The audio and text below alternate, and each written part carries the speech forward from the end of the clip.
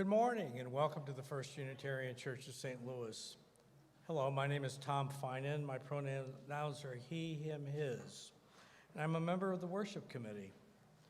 We're glad you could join us this Sunday. If you are a visitor or a newcomer, we'd like to extend a special welcome. And if you are new to our congregation, be sure to fill out the newcomer form found in the live stream description or in the lobby of the church.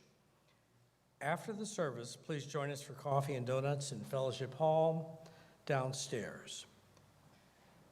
If you are attending online, you can connect with each other in the chat, and don't forget that the link for virtual coffee hour can be found in your weekly e-news. We especially want to welcome any families with children. You can connect with Daniel Kazemchek, Director of Religious Education, for information about religious education programs for children and youth, or click on the link in the description. Later in the service, there is an opportunity to share personal joys and sorrows. You can submit yours via the online form. You can find the link in your order of service in the live stream description, or simply aim your smartphone at the QR code around the sanctuary. There are several announcements this morning. On Thursday, March 28th, a Maundy Thursday service will be held at 6:30 p.m. Led by George Grimm Hall and Sarah Dashner, this service allows us to contemplate the magnitude of the loss Jesus faced and to contemplate the bravery we all seek as we peer into the darkness. Join us in the sanctuary. On Sunday, March 31st, join us for Easter Sunday. Worship service is at 10 a.m. Directly after service, the Easter egg hunt will be held on the Kings Highway side lawn. Children and parents are invited to gather in the Hope Chapel foyer. Young children up to age 5 will go first, then K through 3rd, then older children. Save the date for the trivia night on April 13th. Registration is now open for this fun event. This year's theme will be heroes and villains. A table of 8 is $200. Individual tickets are $25. More information in the registration link can be found in the e-news. The First Community Church Fund is holding its annual bake sale, Goodies for Good, on Sunday, April 21st, following the church service. Proceeds support First Church microgrants to nonprofits serving those in need in our local community. Enjoy delicious home-baked treats and a selection of fun raffle items. Enjoy a treat during the coffee hour or take some home to enjoy later. Welcome to this religious community where we affirm the dignity and freedom of all who enter. Here we seek to live together in relationship and respect, so that we may embrace and celebrate our differences. Our religious values invite us to a shared journey of truth and meaning. Sincerity and connection guide our religious community and call us into deeper association with ourselves and our world. Welcome. We're glad you're part of our community this morning. Now please enjoy our prelude, Sarabande from Cello Suite Number 3 in C by J.S. Bach, performed by Max Ludlow. Max has appeared at First Unitarian Church of St. Louis in recent years with an ensemble and as a soloist. He graduated from Southern Illinois University at Edwardsville with a double major in computer science and Spanish and a minor degree in music. Max performs with the University City Symphony, the Webster Symphony, the SIU Symphony, and the St. Louis Philharmonic Symphony. He also teaches and plays gigs like today. Max?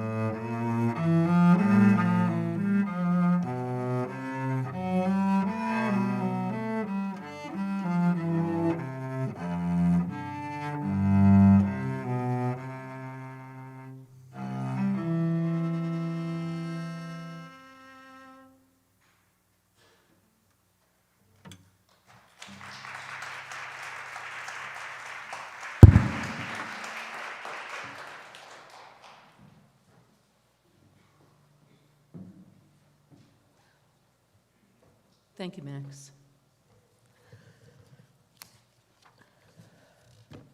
Good morning. I am not Reverend Kim Mason. If you saw Thursday's email, you'll know that Reverend Kim took a hard fall and fractured her back. My name is Pam Geppert, she, her, hers. I serve this congregation as chair of the worship committee and have been called up from the minor leagues to be today's worship leader. Our theme for the month of March is transformation. The title of today's service is Masks and Revelations. This was Reverend Kim's selection, and her focus was to use the story of Purim, the Jewish holiday with its masks, special foods, feasting, and fun that was inspired by the book of Esther, and perhaps a little bit about Women's History Month being in there with a strong woman. As Reverend Kim and I talked last Monday, she said that I could change the focus if I needed to.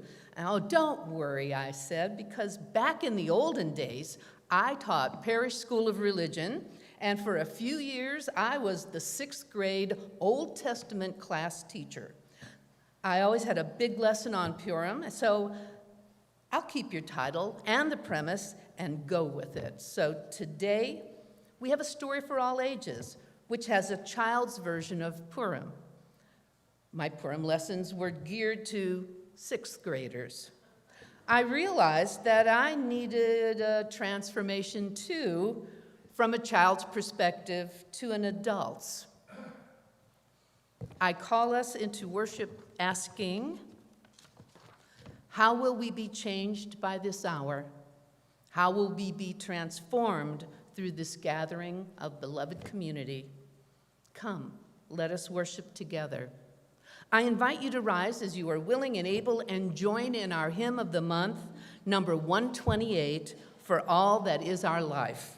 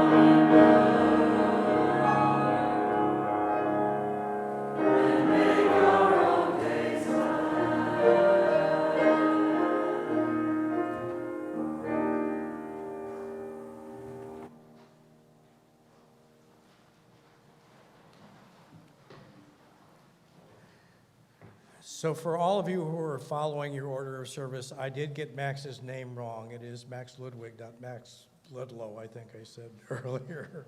But he did a marvelous job, so thank you again, man.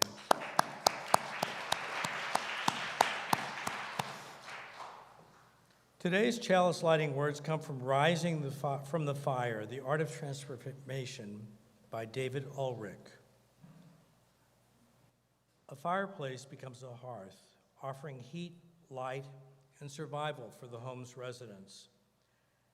And fiery volcanic activity can obliterate what stands in its path, all the while creating new land in a matter of hours and days that become highly fertile soil in thousands or millions of years. The element of fire and its life-giving results in the form of heat and light represent both a powerful metaphor and an undeniable fact of organic and spiritual transformation.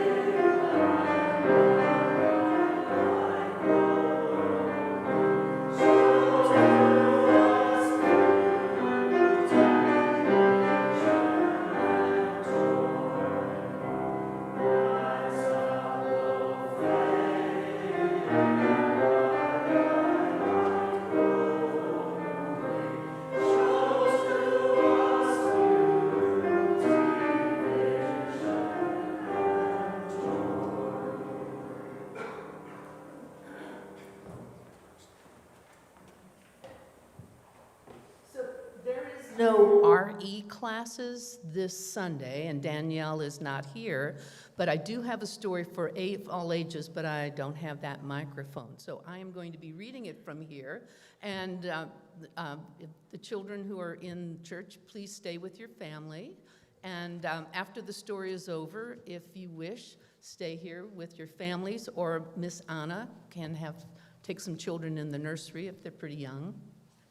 Okay, so the story today is from a book called Talia and the Hamantushis by Linda Elevitz Marshall, illustrated by Francesca Azzarelli.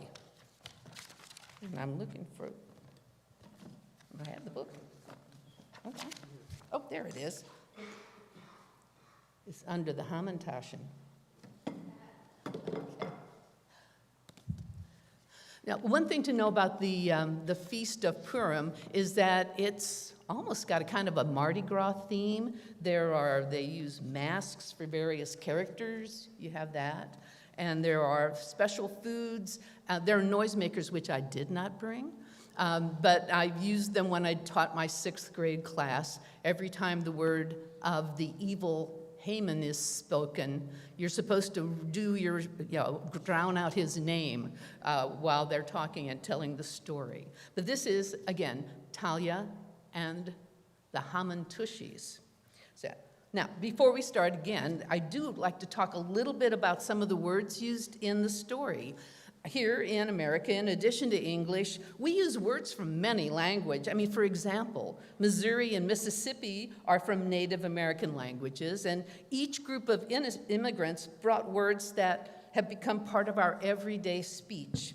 A lot of them related to food, like pizza.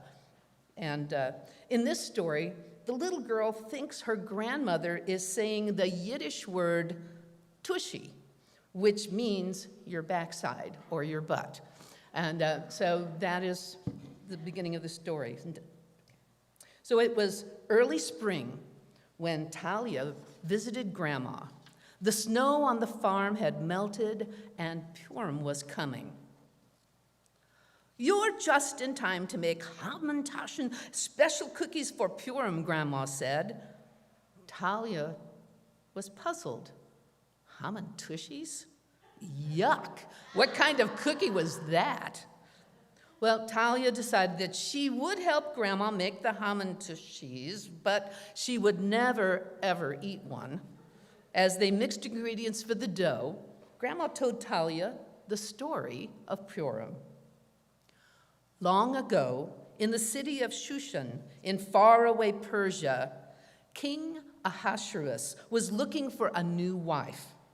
He called all the young women from his kingdom to appear before him at his palace. Okay, so this is here he is. This is Ahasuerus, and this is his wife at the time, Queen Vashti. So they have their, putting them away for now.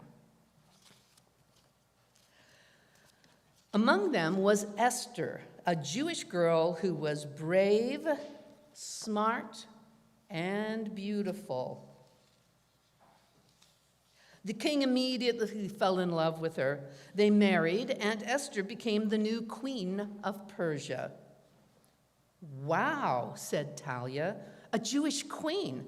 Grandma nodded, yes. But before I go on with the story, let's gather the fillings for the cookies. We can use poppy seeds, jam, chocolate kisses, honey, nuts, or peanut butter. Pick what you like best. As Talia collected the fillings, Grandma continued the story. One day, Esther's cousin, Mordecai, overheard two men plotting against the king. Mordecai told Queen Esther, and Queen Esther told the king. You saved my life, the king declared, and someday I will thank Mordecai for his help. Grandma showed Talia how to fill and shape the dough. As they worked, Grandma continued to tell the story. And you may see on the little thing above there that there's this triangular-shaped cookie. Okay, because the next person coming soon wears a triangular-shaped hat. But soon there was trouble. The king's prime minister was a proud, wicked man named Haman. He made everyone bow down to him, but Mordecai refused to bow. Why? Asked Talia, and Grandma explained. Mordecai would not bow down to another person because he knew all people were created equally and that no one person was better than another. Grandma continued the story. Haman was furious. He wanted to punish not just Mordecai, but all the Jewish people. He said, Your Majesty, some people in your kingdom refuse to bow down to us. They are different from the other people of Persia. They should be punished. Now, Mordecai learned what Haman was planning. He told Haman wants to harm the Jewish people. We must convince the king not to listen to Haman. Grandma put the cookies into the oven. What do you think Queen Esther did? She asked. Well, I don't know, thought Talia. What would Queen Esther do? Queen Esther pondered and paced. Then she had an idea. She prepared a special feast for the king and Haman with all the king's favorite foods. The king was so happy with his wonderful wife and the feast she had made for him that he wished to repay her. What would make you happy, dear Esther? Please, Esther answered, don't let Haman hurt me. What? Cried the king. Haman would never hurt you. Well, yes, he would, said Haman. Haman wants to harm the Jewish people, and I'm Jewish. Haman is a very bad man. As the king listened to his beloved queen, he remembered that her cousin Mordecai had once saved his life.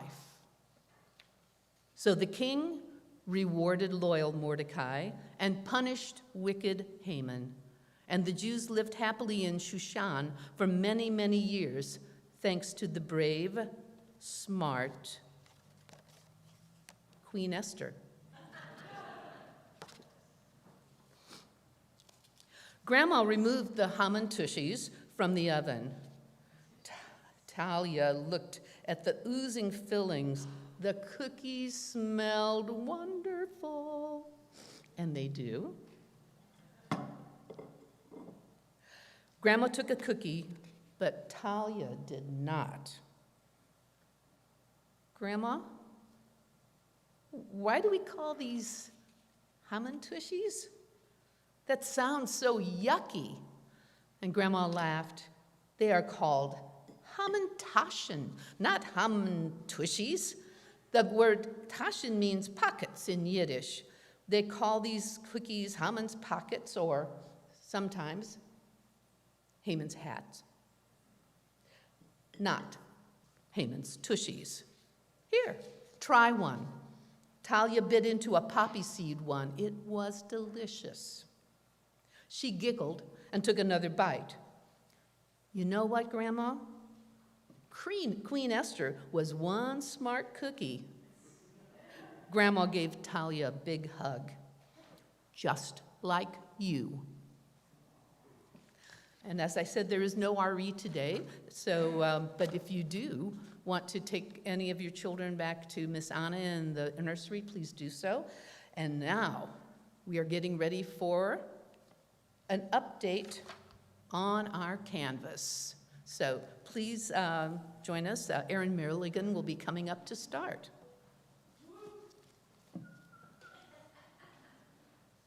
Have a cookie. Oh, I'm sorry, I did forget something. All right, I forgot something about the cookies.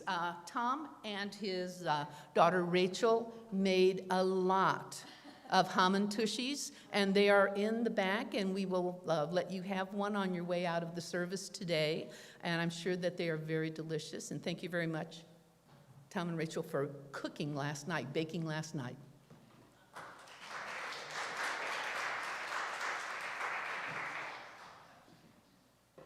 Good morning. My name's Erin Milligan, she, hers, and I'm here to give you all a Canvas update. As you know, Sarah, Francois, and I are in charge of the Canvas campaign this year, so here's the good news from the week. Our goal is $430 for the church canvas this year. Our church, it's $430 actually, and we totally made it. $430,000 is what I meant to say, forgive me. As of today, our church community, have raised $365,556. Let's have a round of applause. That means that we have raised 85% of our goal. It means that we are still roughly $65,000 short, so $664,444 to be exact. If you haven't pledged, here's a friendly reminder that you will get a friendly call from a friendly board member reminding you to make your friendly pledge. A person who I don't know, unfortunately, named Johari Hunt, was last week's winner of the special hand-knitted hat that was donated by the Makers Ministry. And I don't know Johari, but if someone knows Johari and could possibly deliver the hat, please see me after the service. We have another beautiful hand-knitted hat this week to reward a person who has made a pledge this week. It was donated by the Makers Ministry, and the colors are inspired by Indiana Dunes State Park. So I would like to invite special guest Rachel Finan, Tom Finan's daughter, to come up and do our drawing. She made the cookies with Tom, too. Just take a moment, Okay, now you get to announce the big winner. Okay. How do I say that? Thank you. It's gonna go to Kay and Larry Dusenberry.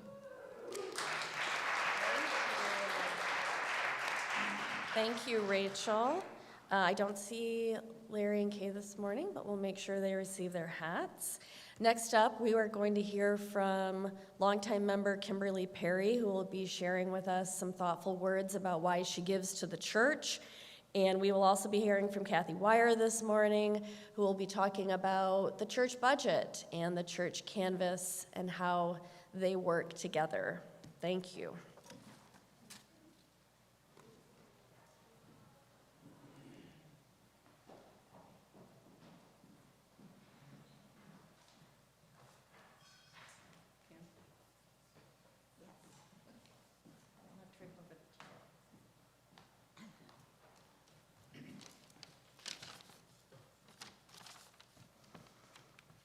Good morning. Or jó reggelt in Hungarian. I am Kimberly Perry, and I am here to answer the question, why am I here? And I don't mean that in the way that Mike Nolan says it, which is, why are we born to suffer and die? But rather, what brought me to this church and why am I still here? Number one, my parents raised me and my sisters in Unitarian churches. They were supporters of institutions and traditions, STJs in Myers-Briggs lingo. Both my sisters and I have remained active in our UU churches. So, when my first full-time permanent job brought me to St. Louis in 1979, I looked up my St. Louis branch of my UU family. I found this church in the phone book. Remember phone books? Talked to B. Goldberg on the phone, whose name is on the window over there, and attended a summer service where I met Melanie Fathman and Gloria Grimm, both longtime members and choir members. And the result was that I joined the choir before I joined the church, and even before I'd been to a service in the church. Number two, there is so much that has happened to me in these 40-plus years of attending this church and growing a soul, as Reverend Shaw put it. I have had so many opportunities to serve, to sing, to have fun, to learn about myself, about others, about our community, about the world. I have visited the Transylvanian branch of my UU family. I married Charles here and memorialized him with you all. Every Sunday, I get to listen to the organ that Charles helped bring here and look at the plaque he designed. I get to gaze at the mural and ponder whether I could hit a golf ball over that lake. I don't think so. I have been present at some extraordinary events. Reverend Mason's installation, Mike performing the hula. I have many friends here that support me and challenge me and care about me. Thank you, Mike. I am here because you are here. Number three, at the fellowship dinner celebrating my 40th anniversary, I noted that all of the companies that I worked here, and many of the apartments that I lived in here are gone. The companies have been swallowed by other companies, and the apartments have been torn down. But this church is still here. So I want you all to know how important you are to me, to each other, and to this church. Let's keep it going. Thank you.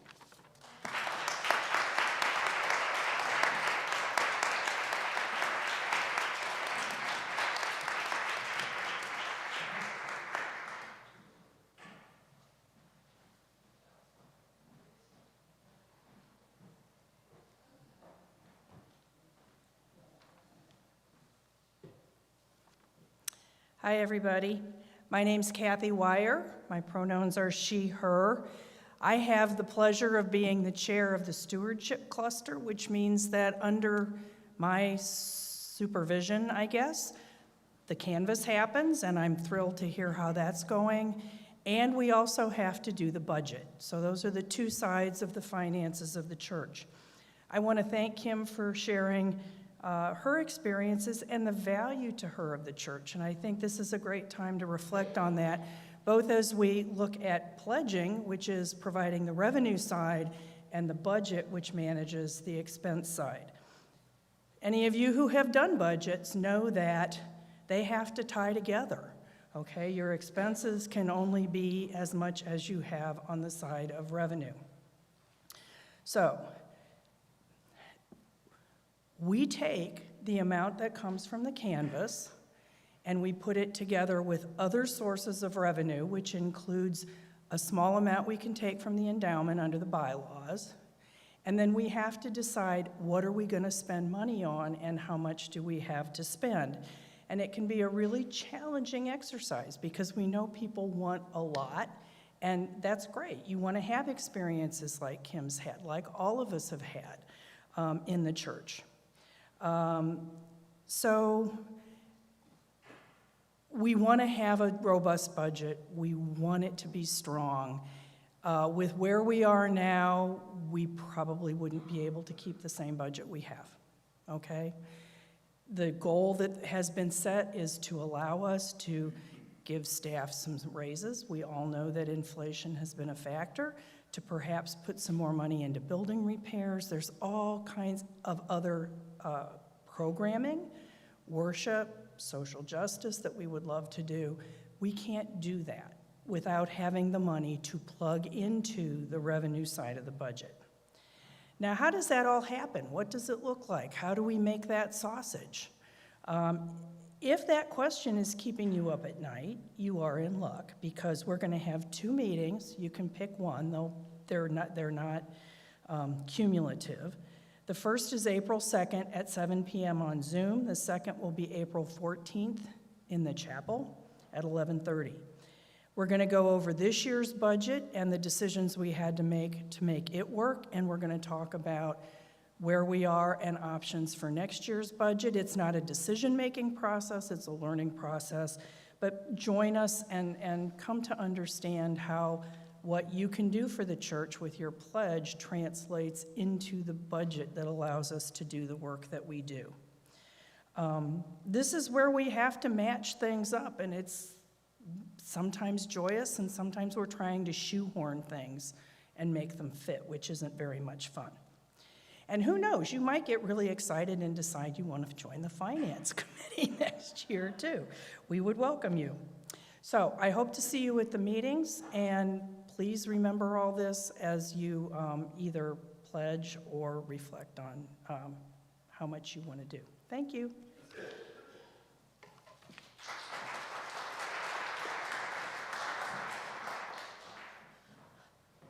Thank you, Kathy, Kim, Aaron.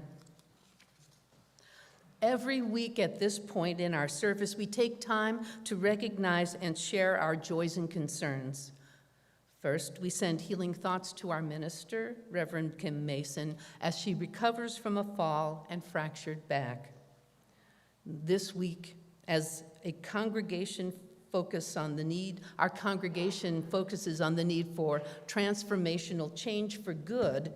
We are faced more than ever with the seemingly insurmountable evil and difficulty in our world, both abroad and here at home.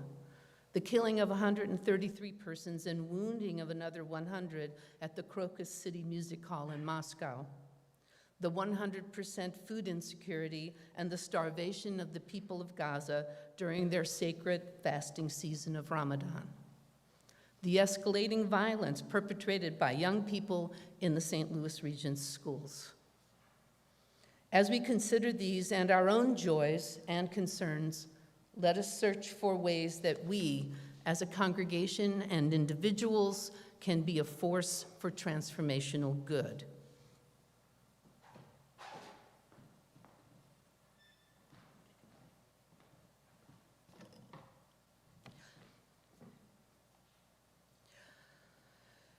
This week we share our sorrows and concerns.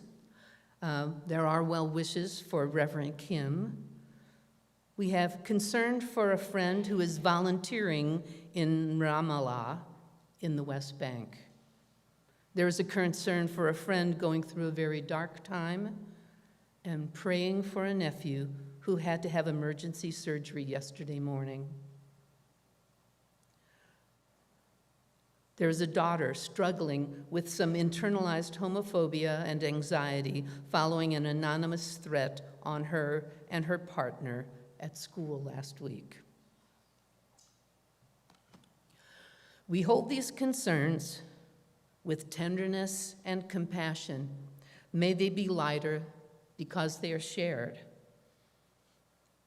As a community, we also share joys and celebrations with one another. We joyfully welcome our new member, Mindy Allen, who signed the membership book on March 17th.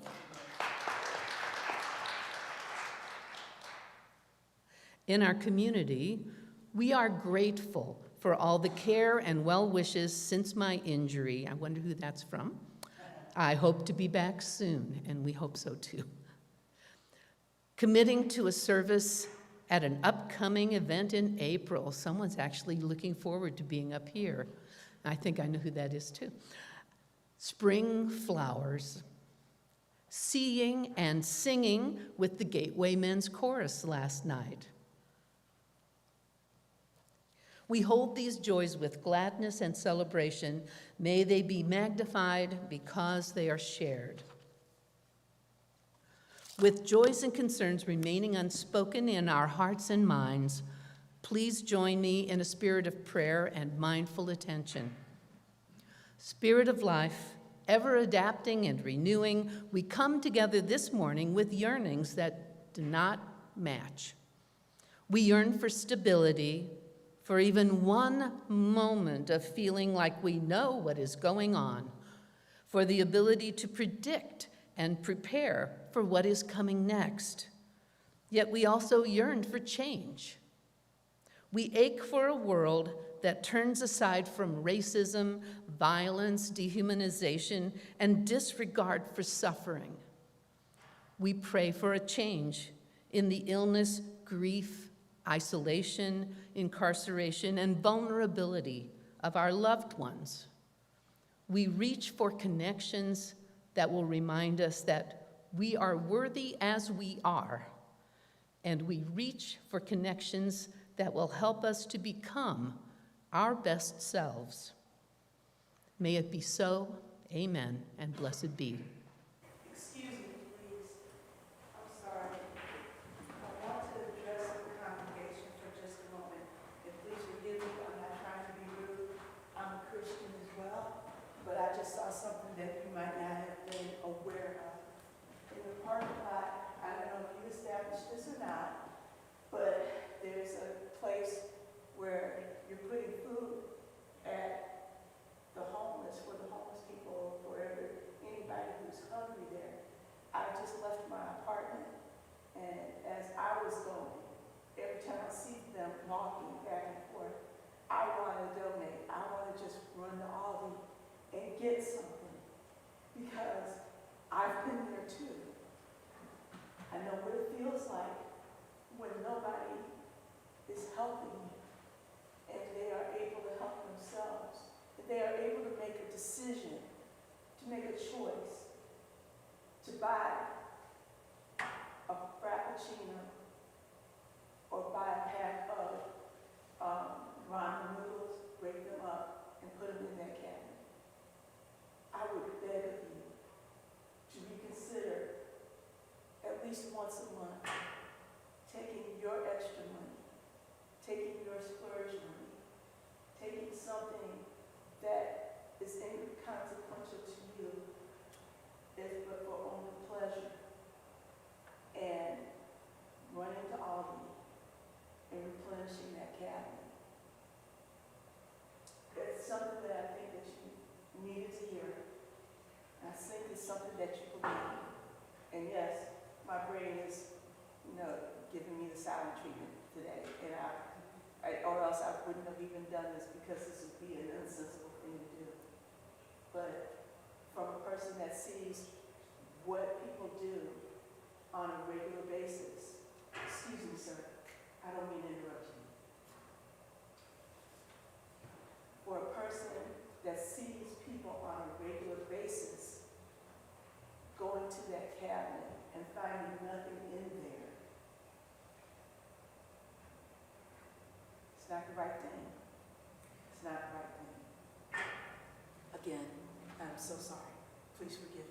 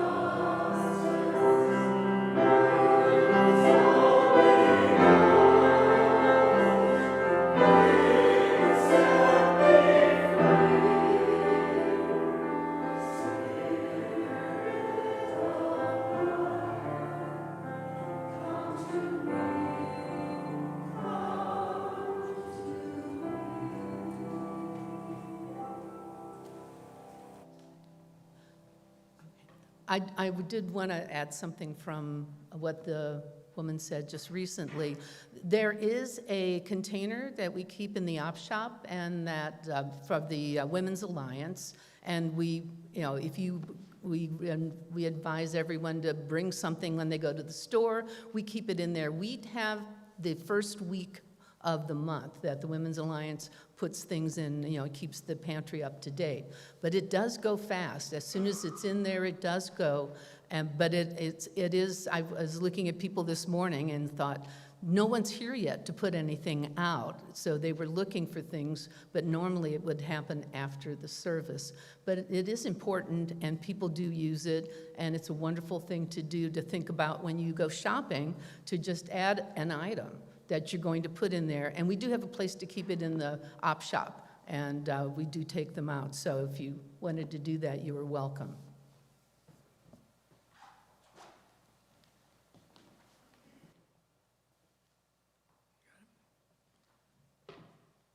I'm going to add to that one. Think about if you didn't have a way to prepare something. We find bags of lentils and things like that in there every once in a while. Think of things that somebody can eat readily and that they could use, and also personal care items. So, thank you. In the fall of 2009, I received a group email from a friend with the subject line, "Does anybody know a pediatric oncologist?"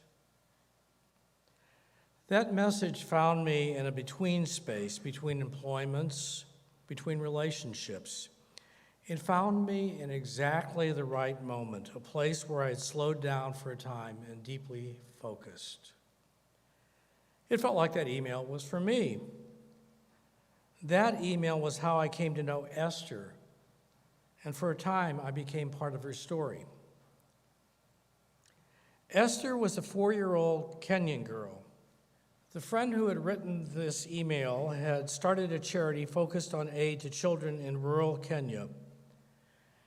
Esther had developed a neuroblastoma, a rare childhood cancer. It had manifested in a tumor the size of a tennis ball on her neck. Esther's mother had died giving birth to her. Her father was a blind farmer who had sold his last cows to try to get medical treatment for her. Finally, Esther was connected to my friend's charity organization. As it happened, I did know a pediatric oncologist, a friend who was one of the best pediatric oncologists in the country. I knew him because he was a home brewer and a member of the local brew club to which I belonged.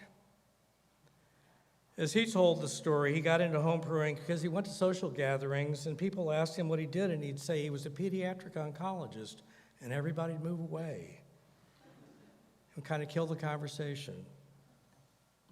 Now I tell him I'm a home brewer and everybody wants to talk with me, he said.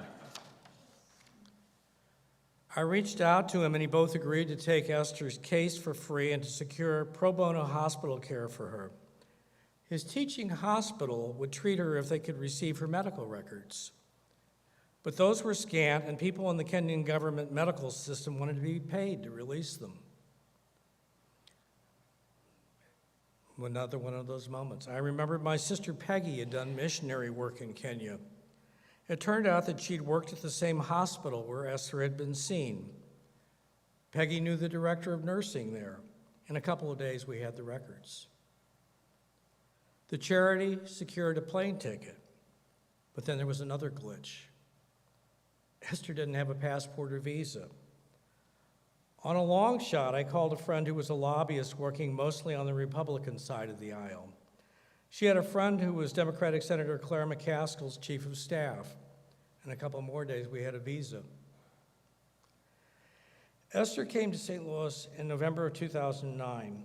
Over the course of a year, her cancer was successfully treated and went into remission.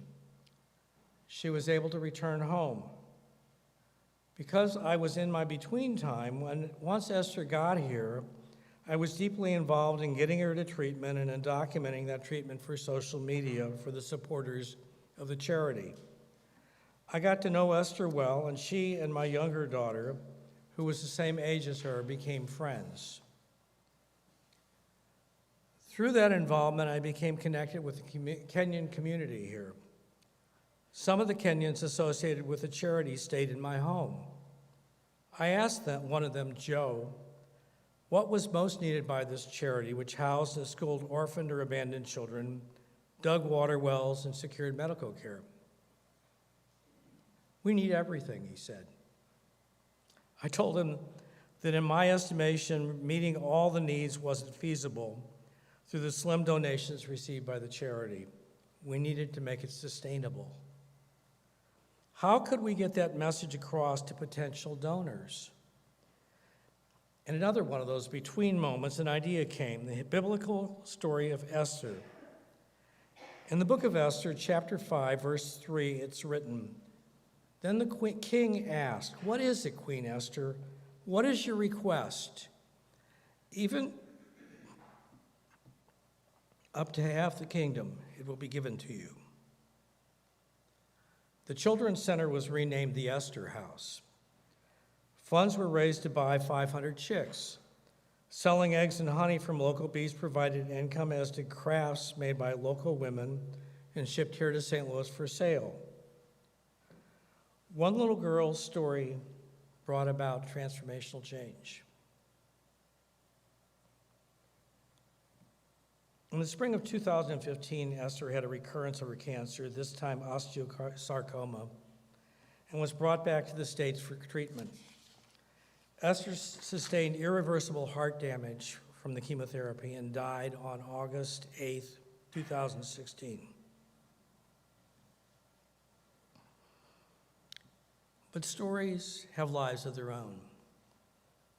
They can be immortal. That is the power in the story of Esther, a Kenyan girl, in the story of Queen Esther, and in the uncounted stories of the transformation that can take place when people come together. The First Unitarian Church of St. Louis strives to be a welcoming congregation, inspiring lives of loving kindness and integrity by nourishing spirituality, building community, and advancing justice. One of the ways we do that is by sharing the plate. All non-pledged donations received this morning will go toward Arch City Defenders, nominated by Rosemary Lawton. Founded in 2009 with the goal to prevent and end homelessness by advocating and providing free legal services to the poor and those experiencing homelessness. This morning's offering will now be received.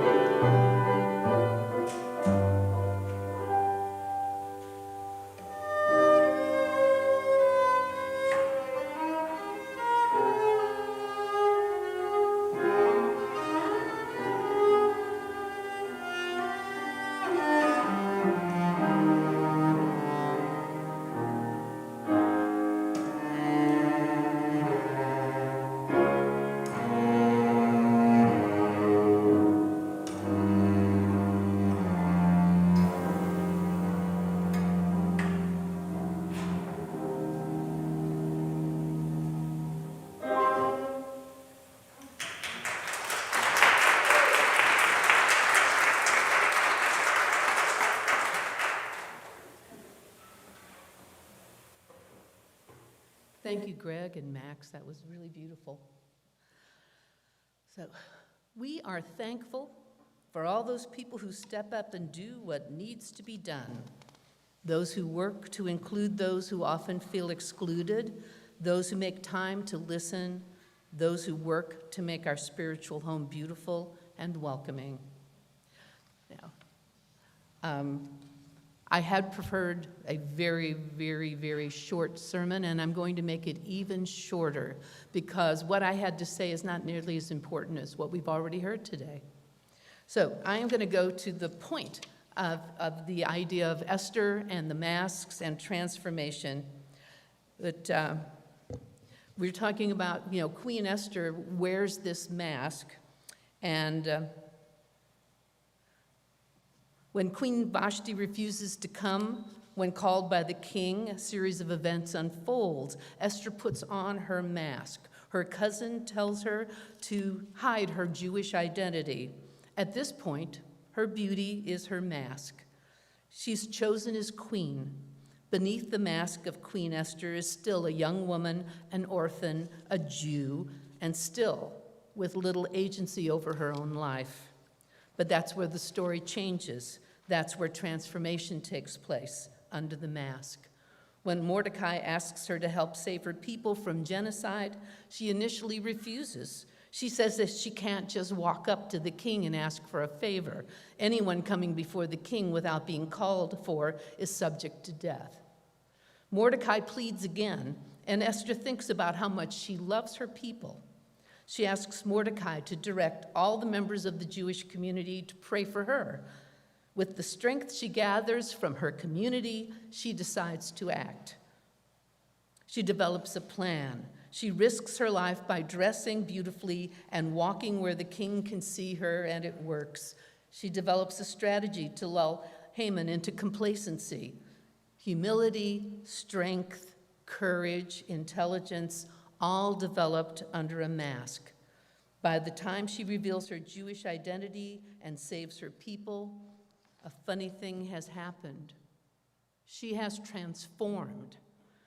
When she removes the mask of a queen, she reveals a queen.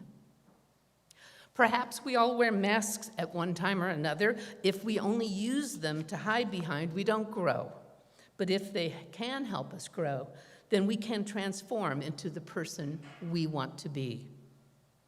Please rise in body and spirit for our closing hymn, Star of Truth. It's an insert in your order of service. Thank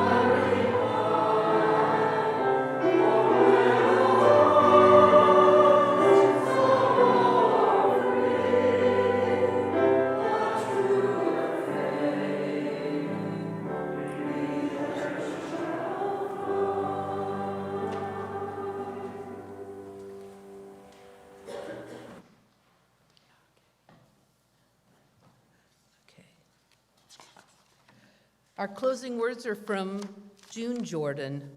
We are the ones we have been waiting for.